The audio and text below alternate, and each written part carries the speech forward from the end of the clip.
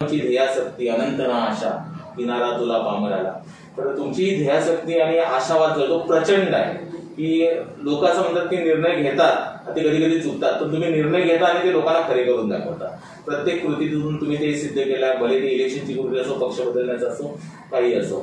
तर पूर्ण महाराष्ट्राचं लक्ष तुमच्याकडे लागलेलं आहे आणि तशाच पद्धतीनं आमच्या रत्नागिरीकरांचं, रत्नागिरी जिल्ह्याचं तुमच्याकडे लक्ष लागलेलं आहे. रत्नागिरीसाठी तुम्ही मंत्रीपद भोगत असताना एक वेगळी योजना तुमच्या डोक्यामध्ये काय आहे?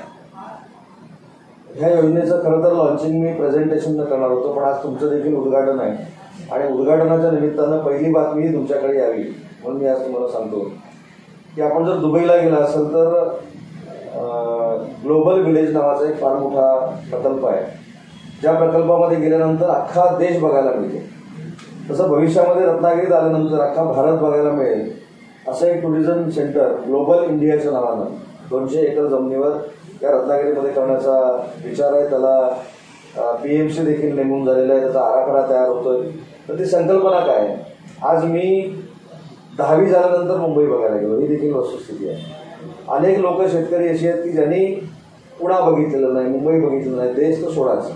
मग माझ्या रत्नागिरीतल्या गोरगरिबातल्या आर्थिक दृष्टीनं दुर्बल असलेल्या माणसाला सुद्धा भारत हे रत्नागिरीतच बघायला मिळावं अशा पद्धतीची संकल्पना आहे. आणि म्हणून काश्मीर ते कन्याकुमारी हा संकल्प डोळ्यासमोर ठेवून 200 एकरमध्ये आपण प्रकल्प राबवतोय.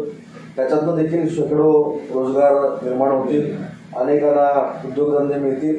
आणि म्हणून जे काही लोक सांगतात की रिफायनरी पाहिजे, माझं म्हणणं रिफायनरी मागण्यापेक्षा 200 एकरची मला रत्नागिरीमध्ये आता आवश्यकता आहे, मी हा प्रोजेक्ट आणतो, मला जमीन द्या, त्याच्यातनं प्रदूषण नाही. आणि म्हणून असे प्रकल्प आणून इथल्या कोकणातल्या लोकांना आपल्याला रोजगार द्यायचा आहे.